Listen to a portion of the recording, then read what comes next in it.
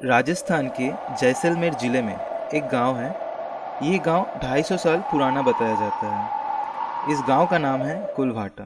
पहले ये गांव भी दूसरे गांव के जैसे खुशहाल हुआ करता था। इस गांव में कालो नाम की एक चुड़ैल रहती थी, जो खुद को जवान रखने के लिए उस गांव के बच्चों का बलि चढ़ाती थी।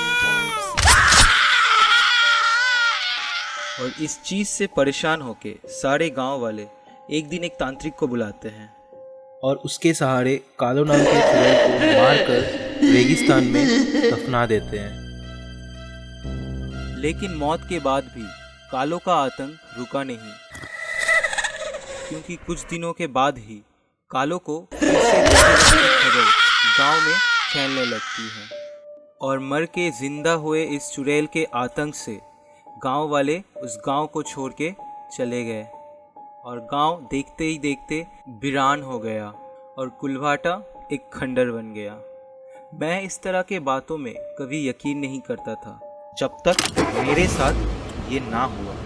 एक रात मैं फैमिली फंक्शन अटेंड करके मेरी अपनी बेटी और पत्नी के साथ घर वापस आ रहा था। रात भी बहुत हो चुकी थी।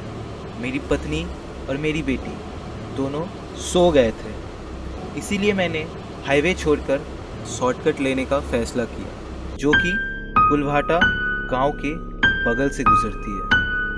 उस गांव को क्रॉस करते वक्त मेरी कार अचानक से बंद पड़ जाती है। मैं कार से उतरता हूँ, उतर के कार को चेक करने लगता हूँ। तभी मेरी बेटी कार से उतरती है और मुझसे पूछती है, क्या हुआ पापा? अरे जाग गई प्रिंसेस? कुछ नहीं बेटी, तुम जाके कार में बैठो। तभी मेरी बेटी बोलती है, पापा पापा देखो ना, वहाँ पे कोई है। वहाँ पे एक आंटी तब से हम लोगों को देखे जा रही है। लेकिन मैं जब वहाँ पे देखता हूँ वहाँ पे कोई नहीं होती है।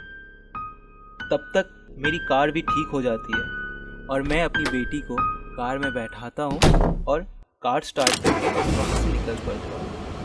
कुछ दूर जाने के बाद मैं मिरर में देखता हूँ, पीछे बैक सीट में मेरी बेटी की दोनों आंखें खून की तरह लाल हो गए हैं और उसके बाल हवा में उड़ रहे थे और वो मुझे देख के एक अजीब सी स्माइल कर रही थी। तभी मैं कार को रोकता हूँ और पीछे घूम के देखता हूँ, मेरी बेटी तो सोई हुई है।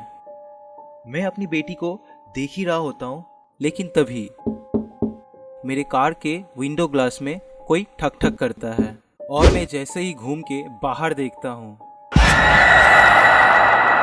एक डरावनी औरत मेरे कार के बाहर खड़ी हुई थी और उसका चेहरा जो कि पूरी जली हुई थी और वो मेरी बेटी को अजीब तरीके से देखे जा रही थी। ये देख के मैं बहुत डर चुका था और कार को जल्दी से स्टार्ट करके वहाँ से निकल गया। लेकिन वो औरत हमारा पीछा नहीं छोड़ रही थी। वो हवा में उड़ते हुए मेरी कार के पीछे आए जा रही थी। ये देखने के बाद मैं कार की स्पीड और बढ़ाता हूँ। मेरी कार फुल स्पीड पे थी, लेकिन वो डरावनी औरत हमारे पीछे एक साया बन के पड़ी हुई थी। वो हमारा पीछा छोड़ने का नाम ही नहीं ले रही थी। आखिरकार कुलभाटा गांव क्रॉस करके मैं अपनी गाड़ी को अपने घर के सामने रोकता हूँ और मेरी बीवी और बेटी को घर के अंदर जाके सुला देता हूँ। वो सारी रात मैं डर के मारे सो नहीं पाता। अगले दिन सुबह मेरी बेटी का तबीयत बहुत ज़्यादा ख़राब हो जाता है।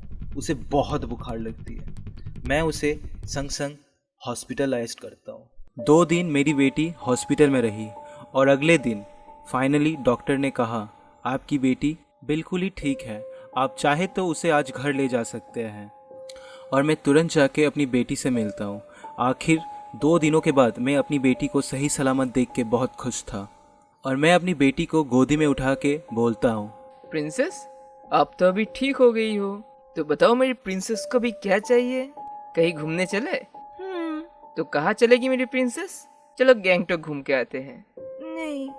तो शिमला? नहीं। तो मेरी प्रिंसेस कहाँ जाएगी बताओ?